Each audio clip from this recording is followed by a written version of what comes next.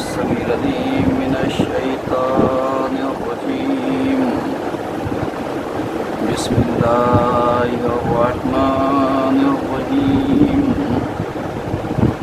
الحمد لله الذي هدانا لهذا وما كنا لنهتدي لولا أن هدانا الله. لقد جاءت رسل ربنا بالحق والصلاة والسلام وتحية والإكرام على النبي الأمي الفرشي المكي المدني الهاشمي الأبدي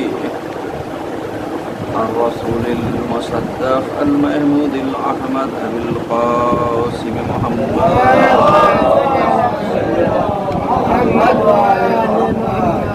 وعلى آل بيت الطيبين الطاهرين المعصومين المظلومين ولعنة الله على أعدائهم أجمعين من الآن إلى قيام يوم الدين. أما بعد فقد قال الله تبارك وتعالى في القرآن الحكيم وهو أصدق الصادقين وقوله الحق. بسم الله الرحمن الرحيم. لا يستوي أصحاب النار وأصحاب الجنة. أصحاب الجنة هم الفائزون. صلوات اللہ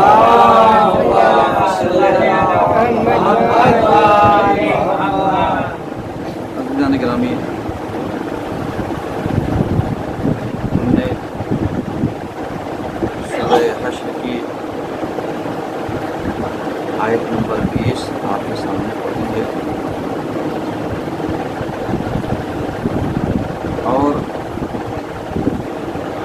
یہاں کے خمسے کی یہ پہلی مجلس ہے. یہاں کے خمسے کا عنوان محرم دو فرہنگ کا تقابل ہے اور دو کلچروں کا کمپیریزن. یہ ذہن میں رکھیے گا عنوان، اور اسی موضوع پر ہماری گفتگو جاری رہے گی. ہم نے آپ کے سامنے سورہ حشر کی آیت نمبر 20 کی تلاوت کی ہے. اس میں اللہ ارشاد فرمانا چاہتا ہے، لا یستوی اصحاب النار و اصحاب الجنہ. جو اصحاب نار ہیں یعنی جو جہنمی ہیں، اور جو اصحاب الجنہ اور جو جنتی ہیں، لا یستوی، ان دونوں کو برابر نہیں کہا جا سکتا. عنوان ذہن میں رہے، کنڈیشن ذہن میں رہے، کیونکہ یہ جو خمسہ ہے یہ یعنی کرونا وائرس کے چلتے اسی کی کنڈیشن کو مد نظر رکھتے ہوئے یہ آن لائن پورا پروگرام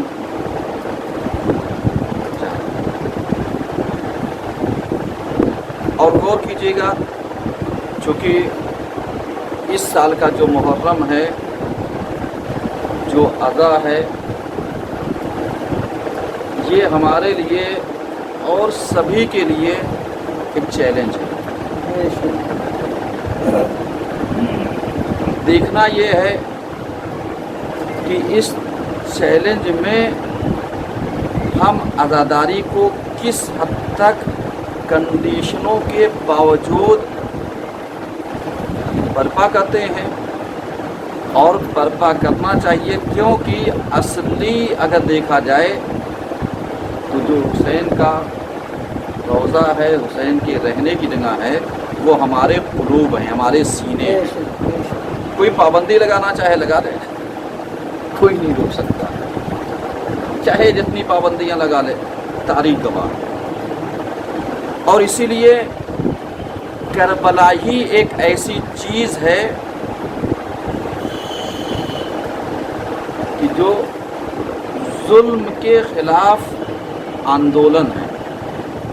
جہاں ظلم ہوگا وہاں کربلا ہوگی، جہاں ناانصافیاں ہوں گی وہاں کربلا ہوگی، اور جہاں یزیدیت کی بھرمار ہوگی وہاں حسینیت پائی جائے گی۔ اب غور کیجیے، کیوں؟ اس لیے کہ یہ 10 دن کا محرم ہم نے بتایا، اور 10 دن کے محرم کے بعد سے لے کر کے آج 14 محرم ہے، سمجھ رہے ہیں؟ یہ 14 محرم سے لے کر کے 19 تک اگر دیکھا جائے تو 18 تک، 14 کو اگر آپ گن لیں گے تو 18 ہو جائے گا، 5 دن کا کم سے کم۔ تو یہ 5 دن کی جو شروعات ہے وہ کس چیز کی ہے؟ یہ ایک امتحان ہے۔ امتحان کس چیز کا؟ امتحان 2 کلچروں کا۔ محرم جب ہم کسی چیز کو موازنہ کرتے ہیں اور مقایسہ کرتے ہیں، کمپیئر کرتے ہیں، تو ہمیں 2 چیزیں ملتی ہیں، یا تو یزیدیت ملے گی یا حسینیت ملے گی، اور انہی دونوں چیزوں کو نکال دو تو دنیا میں کچھ نہیں بچتا۔ یعنی کربلا سے پہلے بہت سارے مذاہب پائے جاتے ہوں گے، بہت سارے کلچر ہوں گے، لیکن کربلا کے بعد جو کلچر چلا ہے وہ کون سا چلا ہے؟ حسینیت کا اور یزیدیت کا۔ ایمانداری سے بتائیے، آپ نے 10 دن کا محرم گزارا، مدرسے کی تعزیہ داری کی، حسین کا ماتم کیا، سب کیا، لیکن جو آپ نے سیکھا 10 دنوں سے یا 10 دنوں میں کیا سیکھا؟ کلچر کو، ساری چیزوں کو، حسینیت کو، یزیدیت کو، کیا سیکھا؟ قرآن کی زبان کو، حدیث کے لہجے کو، اہل بیت کے ذکر کو، یزیدیت کی منافقت کو۔ چونکہ یہ ساری چیزیں جو بیانگر ہیں وہ کس چیز کی ہیں؟ 2 کلچر کی۔ یہ موضوع ذہن میں رکھیے گا، 2 کلچر ہے محرم، اور اسی لیے آپ نے دیکھا ہوگا کہ محرم آنے سے پہلے ہم لوگ سب کے یہاں خوب اچھے سے جاتے آتے ہیں، لیکن جہاں محرم آیا وہاں تعزیہ دار اور ایک غیر تعزیہ دار کیا ہو جاتا ہے؟ الگ ہو جاتا ہے۔ بھئی جیسے ہم پورے 11 مہینے مل کے رہتے ہیں، 12ویں مہینے میں آ کر کے اختلاف کیوں کرتے ہیں؟ تو آ کر کے اختلاف جو ہوتا ہے وہ آ کر کے کس میں ہوتا ہے؟ محرم میں۔ تعزیہ دار اور غیر تعزیہ دار، حضور والا تعزیہ دار کون ہے؟ عزادار کون ہے؟ ماتم دار کون ہے؟ حسین والا کون ہے؟ سمجھ رہے ہیں؟ اور جو غیر ماتم دار ہے، تم عزادار ہو؟ نہیں۔ تم ماتم دار ہو؟ تم حسین والے ہو؟ نہیں۔ پھر سوال یہ پیدا ہوتا ہے تم ہو کون؟ صحیح ہے؟ جب تم ہو کون، بس اسی کو سمجھ لیجئے۔ پوری تاریخیں آپ پڑھتے ہیں، پوری ساری چیزوں کو آپ سنتے ہیں، ساری چیزوں کو بیان کیا جاتا ہے، صاحب یہ ہے، یہ ہے، یہ ہے، یہ ہے، ایسے ہے، ایسے ہے۔ لیکن حقیقت میں اگر دیکھا جائے تو ہم لوگ یہ سوچتے ہیں صاحب کربلا کب سے شروع ہوئی؟ رسول اسلام نے اسلام پھیلائے، ان کے نواسے آئے، پیغمبر نے آ کر کے یہ کہا کہ صاحب ایسا ہوگا، ایسا ہوگا، میرے بیٹے کو ایک بیابان میں شہید کیا جائے گا۔ یا کربلا کی تیاری اور اس سے پہلے کی ہے۔ اگر آپ ذرا سا تصور کریں تو یہ کربلا کی آمادگی اور کربلا کی تیاری یا کربلائی کلچر یہ آ کر کے اچانک سے تو تیار نہیں ہوا نا، اس کی تیاری ہمیشہ سے ہوئی، جناب آدم کے زمانے سے۔ جناب آدم آ کر کے کربلا کی سرزمین پر روئے یا نہیں روئے؟ ان کے بعد والے نبی آ کر کے روئے نہیں ہوئے؟ اور اس کے بعد ہر نبی نے یہ سوال کیا پروردگارہ کیا بات ہے اس زمین کے اوپر آ کر کے میں پریشان کیوں ہوتا ہوں؟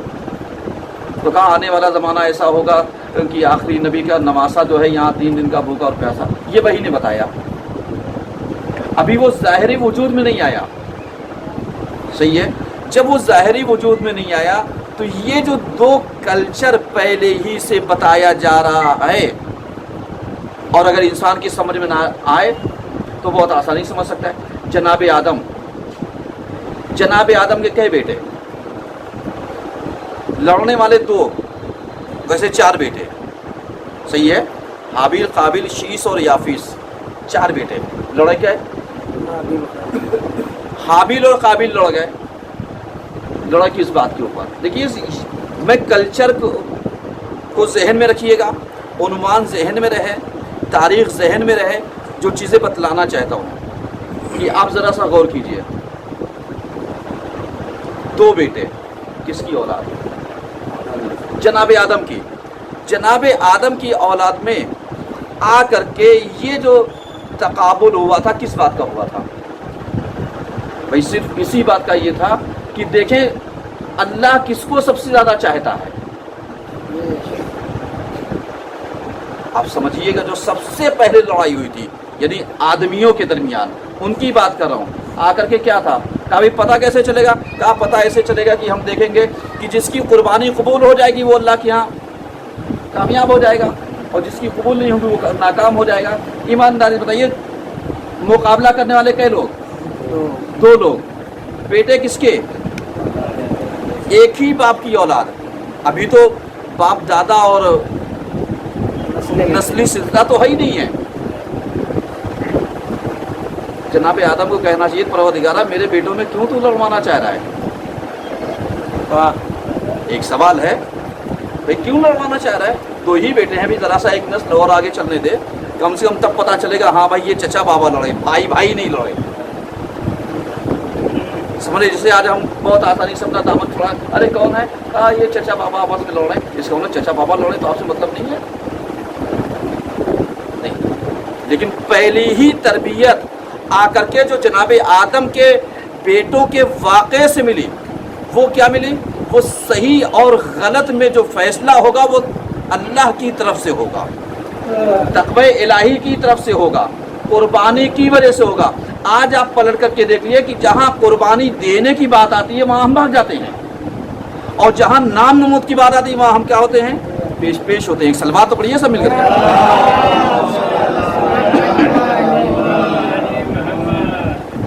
سمجھ رہے ہیں؟ تو یہاں پر 2 کلچر، لڑنے والے 2 بھائی، کامیاب کون؟ حابیل۔ ناکام کون؟ قابیل۔ کیوں ناکام اور کامیاب؟ اب ذرا سا غور کیجیے گا اس کے اوپر، یہ ٹاپک پڑھنا نہیں تھا لیکن آ گیا درمیان میں۔ ذرا سا آپ دیکھیے گا، حابیل جو تھا موٹا تازہ دمبا لا کر کے رکھا اس نے قربانی کے لیے، اور جو قابیل تھا وہ کھیتی کرتا تھا، کسانی کرتا تھا، یہ سوکھی ہوئی جو مری ہوئی بالیاں تھیں اس کو لا کر کے رکھا۔ تو اب ایمانداری بتائیے جس کی نیتوں میں کھوٹ ہوتا ہے اللہ پہلے ہی جانتا ہے کہ ہم آزما کر کے تمہیں دیکھیں گے کہ تم میں سے بہتر کون ہے۔ تو اب دیکھا جس کا دمبا موٹا تازہ خلوص کے ساتھ تھا اس کی قربانی قبول کر لی، اور جس نے بددلی سے قربانی کو پیش کیا تھا اس کی قربانی کو رد کر دیا۔ اب ذرا سا جملہ آپ کے مزاج سے کہہ دوں، میاں عزاداری کرنے میں جن کے یہاں خلوص پایا جاتا تھا ان کی عزاداری کو قبول کر لیا، جو بے دلی سے کر رہے تھے ان کی عزاداری کو منہ پہ مار دیا۔ ایک سلوات پڑھیے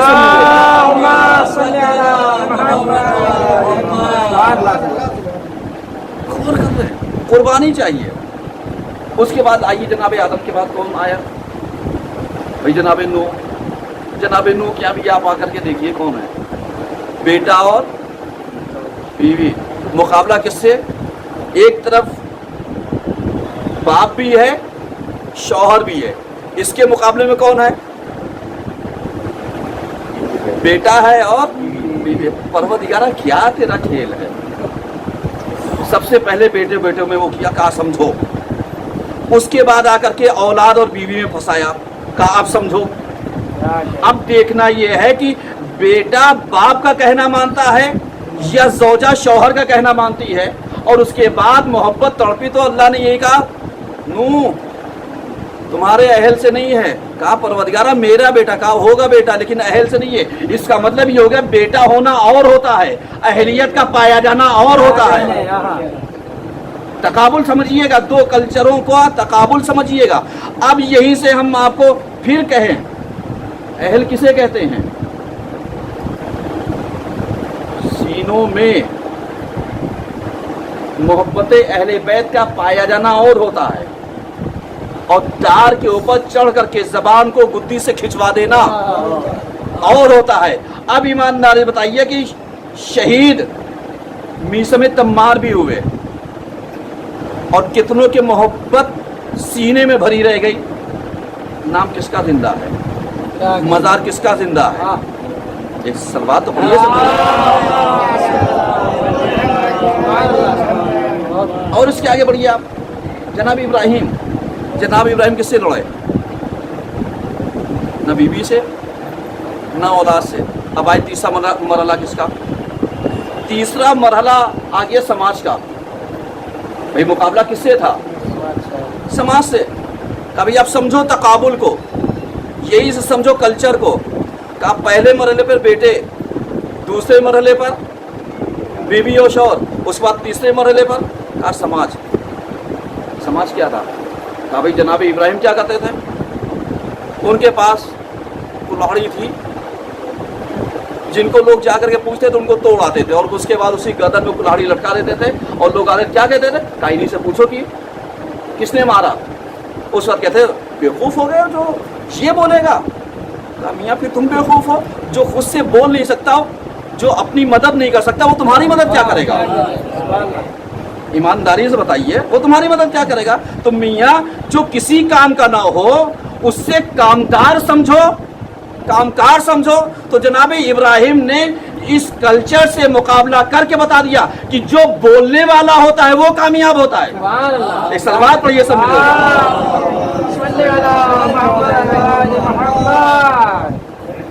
تین کلچر۔ جناب ابراہیم کے بعد کون آیا؟ آئیے جناب موسیٰ عیسیٰ سب ہیں، مطلب جتنے بڑے بڑے پیغمبر ہیں۔ آپ جناب موسیٰ کس سے لڑے؟ بھائی دیکھیے تقابل کرنا ہے، چونکہ آج کے مقدماتی گفتگو ہے لہذا میں عرض کر رہا ہوں کس سے لڑے؟ جناب موسیٰ لڑے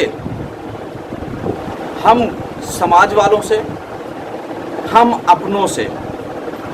کس سے لڑے؟ اپنوں سے بھی۔ قبطی کون تھا جس کو گھوسا مارا تھا موسیٰ نے؟ میں نہیں کہہ رہا ہوں، قرآن کہہ رہا ہے۔ کہا مارا گھوسا مر گیا۔ کہا موسیٰ یہ کیا کیا؟ کہا مجھے پتا تھا یہ آنے والے زمانے میں فساد پھیلائے گا۔ قرآن کہہ رہا ہے، کہا فساد پھیلائے گا۔ کہا مارا کام تمام کر دیا۔ کہا یہ کیا ہے؟ کہا اس کا مطلب یہ ہے کہ جو نقصان پہنچانے والا ہو اس کو نقصان پہنچانے سے پہلے اس کا کام تمام کر دو۔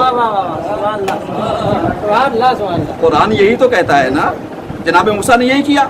اب ذرا سا یہ روایت کیا کہتی؟ روایت کہتی جو نقصان جانور پہنچانے والا ہو،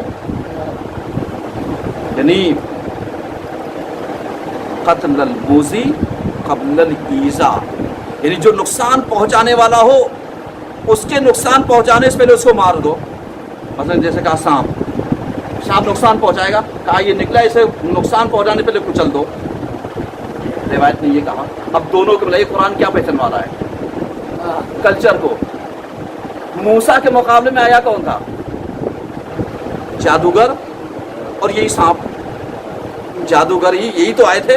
موسیٰ نے کہا تم کیا سوچتے ہو، مطلب تم اس کو لے کر کے آئے ہو ہمارے مقابلے۔ اور کھیل کون رہا تھا؟ فرعون۔ وہ سوچا تھا یہ جادوگر جتنے یہ مجھے بچا لیں گے۔ کہا اچھا پھینکو رسیاں، یہ رسی پھینکتے تو وہ رینگتا، وہ سوچتے تھے بہت بڑا کام ہوئی، موسیٰ ڈر کے بھاگ جائیں گے۔ اللہ نے کہا موسیٰ دیکھو ایسا پھینکا، جتنے سانپ وانپ تھے سب کو لپیٹ گیا، وہ کھا گیا۔ اب جب کھا گیا تو جو بیٹا کھیل رہا تھا اسے تو نہیں پتا تھا کیا ہوا، لیکن جو پھینک رہا تھا اسے پتا تھا کیا ہوا۔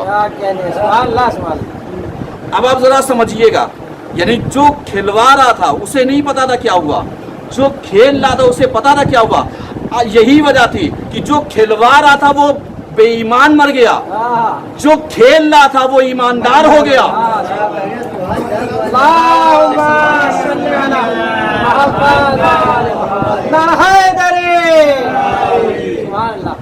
कल्चर है ना, पहचानिए जरा सा कल्चर को।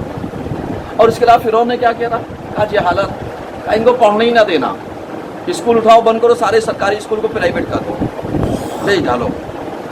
सही है ना, न रहेगा ना ये पढ़ेंगे, इसलिए पढ़ेंगे नहीं तो ये सवाल नहीं करेंगे, है ना। क्या कहने अब आप सोचिए कि इन्होंने किससे सीखा है। इन्होंने सीखा यही कि अगर तुम्हें अपने आप को खुदा मनवाना है तो समाज में इतनी जहालत पैदा कर दो ताकि लोग तुम्हें मारे डर के खुदा कहें। अब आज जमाने में उठा करके देख लो कौन खुदा बन रहा है। तुम यहाँ कल्चर पहचानो, कौन आकर के फिरौन वाला होगा, कौन मूसा वाला होगा। एक सलवात पढ़िए सब।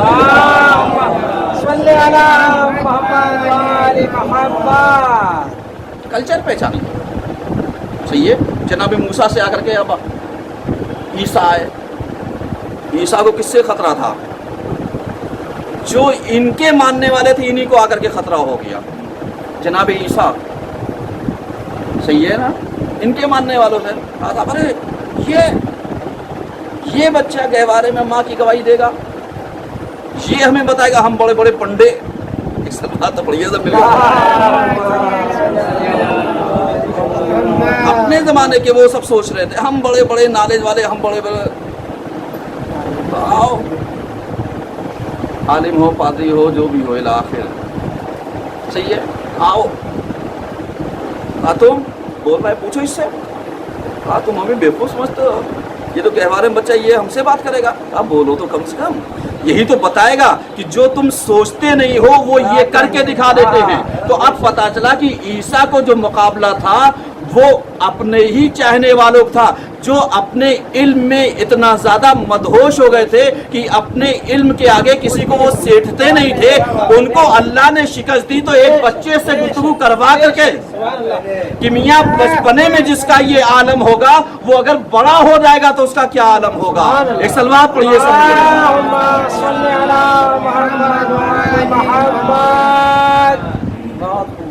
गौर कर रहे हैं। दो कल्चर का तकाबुल कीजिए और पहचानिए। और उसके बाद जनाब मूसा के बाद जनाब ईसा जो थे, इनसे जब लड़ लिए और उनको उठाया, जवाब दिया कि साहब इन्नी अब्दुल्ला आतानील किताब व जालनी नबिया। 3 जुमले कहे, इनका काम तमाम हो गया। 3 जुमलों में काम तमाम। अब क्या हुआ, लोग फिर आए इम्तिहान लेने के लिए। इनका कहा साहब आप सुना है अल्लाह हो, मूसा का ईसा ने कहा मैं कब अल्लाह हूँ। कहा अच्छा अल्लाह नहीं हूँ तो अल्लाह के बेटे हो गए। अरे मैं बेटा का हूँ, मैं तो नबी हूँ। कहा अच्छा नबी हो तो चलो भाई ये मादाजात जो हैं फला बीमारी में हैं, इनको ज़रा शिफा करके दिखाओ। ये नाबीना है पैदाइशी, इनको ज़रा सा बीना करके बताओ। इनको ये अंधे पैदा हुए, इनको आंखें दे करके दिखाओ। अब कहा 3 चैलेंज। कहा या तो खुदा या खुदा का बेटा, अगर तुम रसूल कह रहे हो तो ये काम करके दिखाओ। तो मियाँ या तो मेरी वाली बात मान जाओ, खुदा बन जाओ तो हम कुछ नहीं पूछेंगे, या खुदा नहीं बन सकते उसके बेटे बन जाओ तो हम कुछ नहीं पूछेंगे। और अगर तुम हमारी दलीलों को रद्द करो, कहोगे खुदा के भेजे हुए हैं, तो मियाँ ये काम करके दिखाओ। तो अब पता चला कि इंसानों को 2 कल्चरों से, कभी अपनों से कभी परायों से, या तो सामने वाले की बात मान लो तब राजी होते हैं, या उनकी बात काट करके अब दलील पेश कर दो तब राजी होते हैं। समझ रहे हैं। अब जनाब ईसा ने क्या किया, अब ये ले आओ वाह, यानी जो कुरान के अल्फाज है जो मैं आयत पढ़ना चाह रहा था कि जिसने ये कहा कि ले आओ जो सफ़ेद दाग वाले हैं, फला हैं, बर्स वाले हैं, जज़ाम वाले हैं, इला आखिर, ले आओ इनको, हम शिफा देंगे। और शिफा देने के बाद क्या कहा, बिइज़्निल्लाह परवरदिगारा इसको तू सीधा कर दे, इसको तू अच्छा कर दे, इसको तू आँख वाला कर दे। कुरान ने फिर पलट कहा आँख वाला कर दें, क्या गारंटी ये तुझे मानेगा। कुरान ने कहा हल यस्तविल लज़ीना आमनु ईमान लाने वाले और गैर ईमान वाले। उसके बाद कहा हल यस्तविल आमा वल बसीर, क्या जिनके पास आंखें हैं और जिनके पास आंखें नहीं है दोनों बराबर हैं? यानी इसका मतलब क्या था? इसका मतलब कुरान आकर के समझाना चाह रहा है कि कभी कभी ऐसा होता है कि तुम धोखा ना खा जाना कि आंखें होते हुए भी नजर आ जाए, गारंटी नहीं है, और बीना ना होते हुए भी अगर बीनाई पा जाए तो इसकी भी गारंटी नहीं है। क्यों? इसलिए कि कभी कभी आंखों का अंधा होना और होता है और कभी कभी बीना नाबीना होकर के बीना होना और होता है। एक सलवात पढ़िए सब।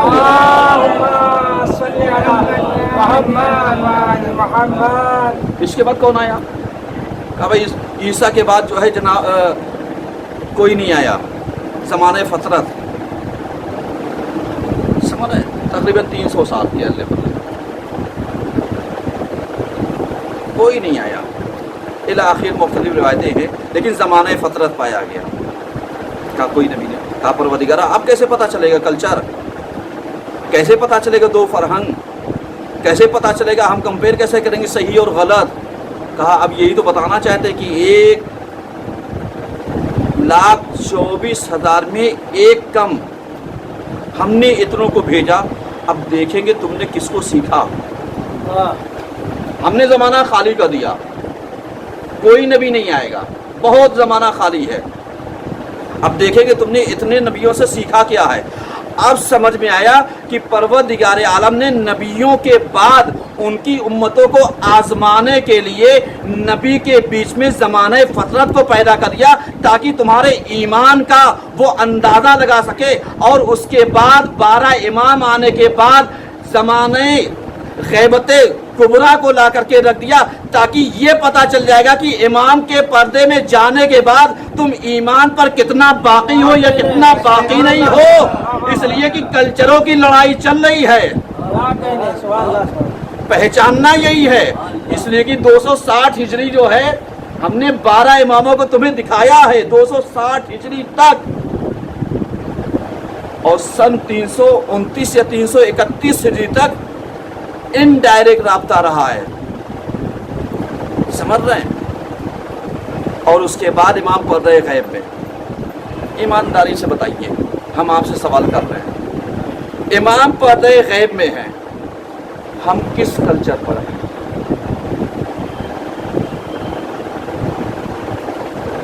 एक ज़हन में सवाल नहीं पैदा होता, हम किस चीज़ के ऊपर हैं? हमारी बका किस चीज़ पर है? हमारी बुनियाद किस चीज़ पर है? हमारा ईमान किस चीज़ पर टिका है? हमारा अकीदा किस चीज़ पर टिका है? अब आप कहेंगे साहब अकीदे पर, अमल पर, इस पर, आस्था पर, फला चीज़ पर, फला चीज़ पर, फला चीज़ पर, तो पलट करके आपका इमाम ये नहीं कहेगा कि साहब खाली हमने आपको आस्था की बुनियाद पर आपको इस फेरिस में शामिल नहीं किया है, बल्कि हमें देखना ये पड़ेगा कि इस फेरिस में आने के लिए तुमने किया क्या है, क्या किया है। और करबला को यही से 2 फरहंग पर लेकर के आई है। आज हमने मुकद्दमाती गुफ्तगू की है, असली गुफ्तगू कल करेंगे। आप और कर रहे हैं। अब जरा सा 2 कल्चर पर लेकर के आइए। 2 कल्चर 28 रजब सन 60 हिजरी, चाहिए ना, सन 60 हिजरी। ये जो कल्चर था, पैगंबर की मौजूदगी और पैगंबर के बाद नवासे की शहादत में तकरीबन 50 साल का फासला है, सही है। 50 साल के फासले में इंसान कई फरहंग पर गया, कई कल्चर पर गया। देखिए गुफ्तगू टफ तो नहीं है ना, बिल्कुल इजी समझा के मैं पढ़ रहा हूँ ताकि आपके जहन में रहे कि 2 कल्चरों को समझना बहुत आसान है। लेकिन कब? जब अक्ल सलीम हो, चश्म बीना हो, गोश قوت شنوائی رکھتی ہو اور یہ ناک جو ہے استشمام کی صلاحیت رکھتی ہو اور یہ زبان گویائی رکھتی ہو. سمجھ رہے ہیں؟ یعنی بولنے والی ہو.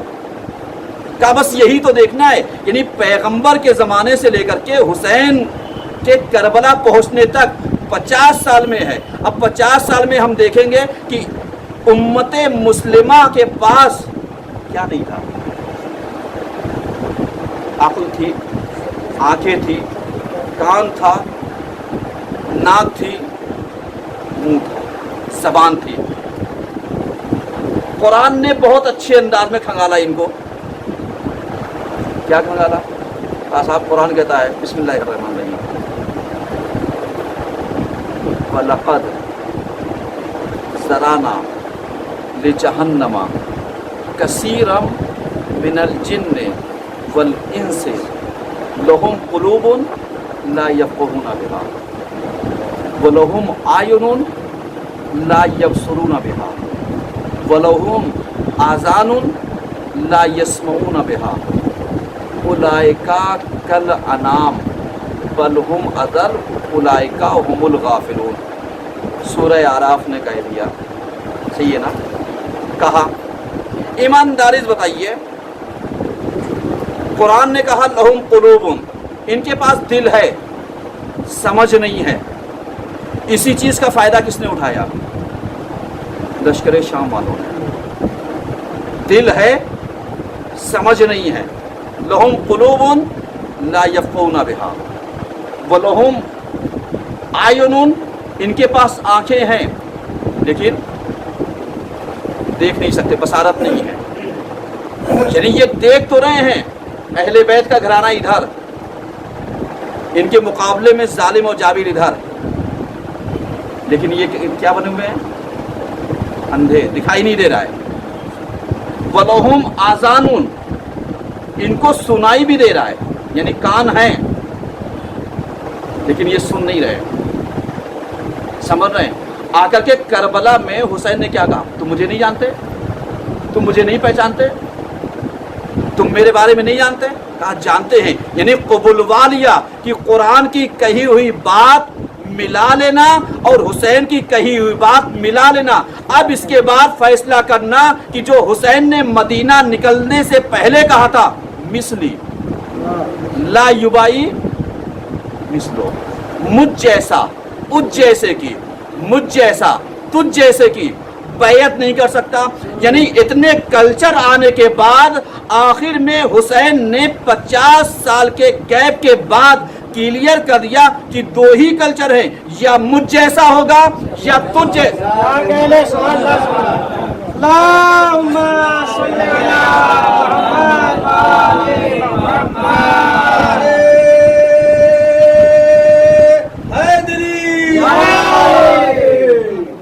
سمجھ رہے ہیں؟ اب دو ہی کلچر ہیں، مجھ جیسا، تجھ جیسے کی بیعت نہیں کر سکتا. اب نہیں کر سکتا، یہ تو سب جانتے ہیں نہیں کر سکتا، لیکن سوال یہ ہے کہ مجھ جیسا کون ہے، سوال یہ ہے تجھ جیسا کون ہے. سوال یہی ہے نا. ورنہ آپ بتائیے، آج ایک تاریخ کا ایک نام لیتا ہوں، شاید آپ نے سنا ہو، اور یہ جو پڑھنا چاہتا ہوں یہی سے فضائل بھی سمجھ لیجیے گا اور یہی سے مصائب بھی. بقیہ باتیں میں کل پڑھوں گا، چونکہ آج تقریباً اپنے بیان کو سمیٹوں. آج تاخیر سے مجلس شروع ہوئی تھوڑی سی، لیکن ذہن میں رکھیے گا. ریاض الاحزان جلد نمبر 2، حوالہ اس لیے دے رہا ہوں تاکہ جو چیز پڑھوں آپ کے ذہن میں ہو. ریاض الاحزان جلد نمبر 2، اس میں ایک واقعہ نقل ہے جمال ملعون کا. جمال کہتے ہیں اونٹ کے چرانے والے کو، چرواہے کو. سمجھ رہے ہیں؟ یہ کربلا میں تھا. اس واقعے کو جو ایک روایت پڑھو، اس میں 5 روایتیں ہیں، ایک روایت پڑھو اور روایت ان کی پڑھوں کہ سرکار علامہ تریہی نے جو روایت کی ہے اس کو پڑھ رہا ہوں. حوالہ اس لیے دے رہا ہوں تاکہ ہو سکتا ہے آپ نے سنے نہ ہو، چونکہ بہت کم عالم ہوتے ہیں کہ جو مطالعہ کر کے بہت ساری ان چیزوں کو لے کر کے آتے ہیں جو غیر شہرت ہوتی ہے، جو غیر مشہور۔ اب اس کے بعد مسیب بن سعید سن 62 ہجری میں، یعنی 61 ہجری کا واقعہ کربلا ہے، سن 62 ہجری میں چوتھے امام کے پاس آتے ہیں۔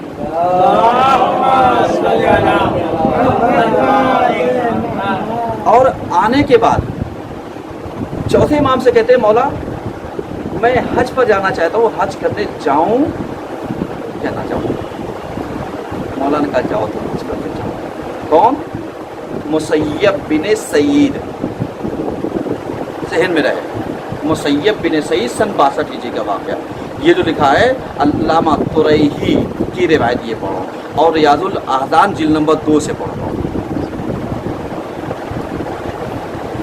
یہ جب گئے مکے پہنچے، دیکھا ایک آدمی طواف کر رہا تھا، اور طواف کرتے خانہ کعبہ کے اور نزدیک ہوا، اور نزدیک ہونے کے بعد وہ ایسا تھا کہ اس کے دونوں ہاتھ کٹے ہوئے تھے، اور وہ روتا جا رہا تھا اور گریہ کرتا جا رہا تھا، پروردگارہ میں جانتا ہوں تو میرے گناہ کو نہیں معاف کرے گا، میں جانتا ہوں تو میرے گناہ کو نہیں معاف کرے گا، اور زار و قطار روتا جا رہا تھا۔ یہ جو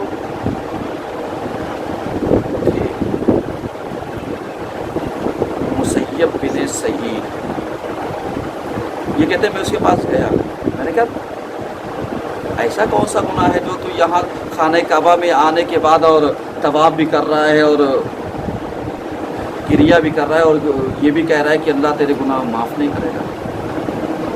کہا ہاں کچھ ایسی ہی، اللہ میرے گناہ نہیں معاف کرے گا۔ اور یہ کہتا جا رہا تھا، روتا جا رہا تھا۔ کہا بتاؤ کیا بات ہے؟ کہا میں 10 محرم کو کربلا میں تھا۔ واقعہ سنیے گا، میں واقعہ نقل کر رہا ہوں، مسائل بھی پڑھوں گا، لیکن آپ بات سمجھیے۔ کہتا ہے میں 10 محرم کو کربلا میں تھا، اور حسین سے اگر ایک چیز میں مانگ لیتا حسین مجھے دے دیتے۔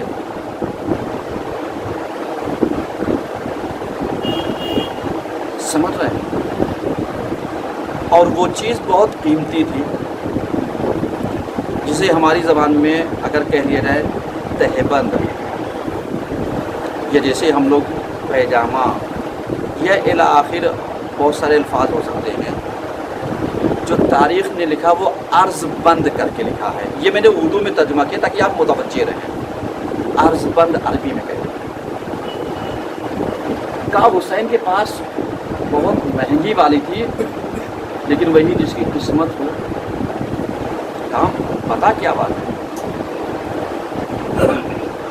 کہا میں 10 محرم کو تھا، اور 10 محرم کو میرے سامنے حسین شہید ہوئے، اور اس کے بعد کہتا ہے میں نے مدد نہیں کی، خیمے جل چکے، شب عاشور، شام غریبہ سب ہو گئی۔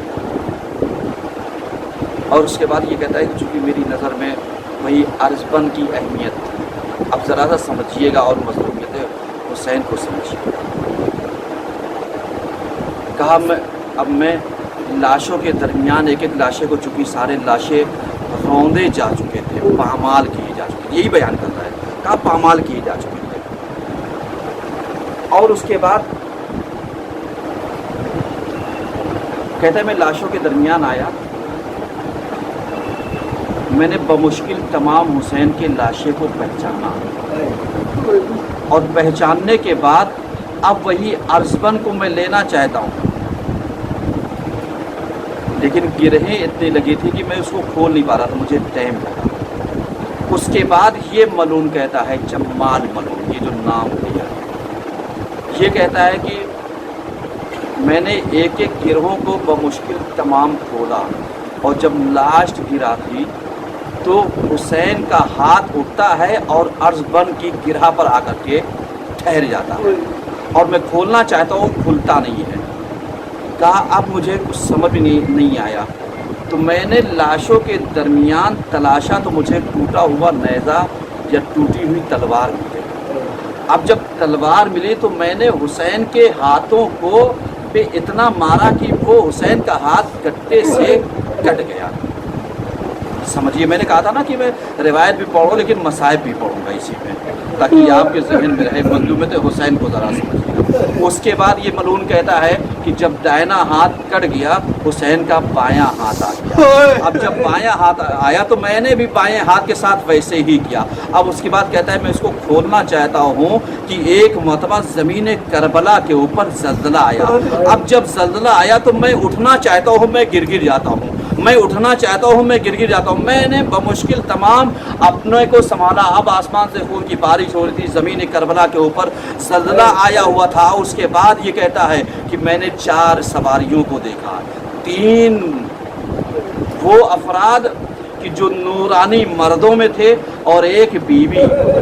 کہا یہ میں نے اپنی آنکھوں سے دیکھا، اور آنے کے بعد ان بیویوں، ایک بیوی نے اور ان تینوں نے حسین کی لاش کو اپنے حلقے میں لیا، اور لینے کے بعد چونکہ حسین کی لاش کے اوپر پیراہن نہیں تھا، ایک مرتبہ آپ جانتے حسین کی لاش زمین کربل کے اوپر خون میں غلطہ تھی۔ یہ ملعون کہتا ہے میں نے دیکھا کہ پہلی شخصیت رسول پاک کی تھی، یعنی رسول پیغمبر کی تھی، اور پیغمبر آئے، اس کے بعد دوسری شخصیت جو علی مرتضیٰ کی تھی، یعنی پہلا نانا آیا، دوسرا اس کا بابا آیا، تیسرا اس کا حسین کا بھائی آیا، اور چوتھا اس کی ماں جنت سے آ گئی۔ اور آنے کے بعد اس کی ماں نے ایک جملہ کہا بابا اگر اجازت ہو تو میں حسین کے اس خون سے اپنے کو خضاب کر لوں، اس لیے کہ میں جب مقتل سے یہاں سے جاؤں گی تو کل جب قیامت ہوگی تو فاطمہ اسی خون میں اٹھے گی، اور اس کے بعد پروردگار کے سامنے کہے گی اے پروردگار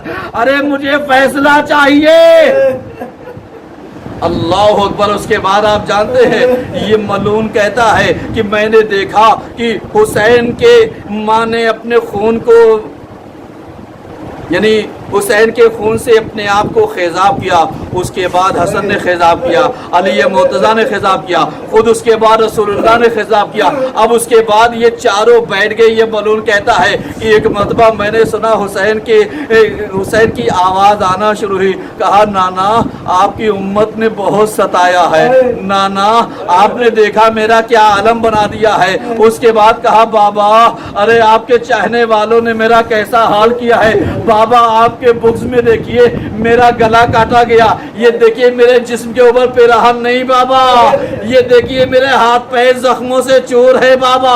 اور اس کے بعد اپنے بھائی سے متوجہ ہوتے کہتے ہیں بھیا ارے آپ کی امت نے بھی مجھے بہت ستایا ہے۔ اور اس کے بعد یہ بیان کرتے جاتے ہیں۔ اس کے بعد حسین کہتے ہیں بابا سب تو میں نے برداشت کر لیا لیکن زینب کی چادر چھن گئی، ارے مجھ سے برداشت نہیں ہوا۔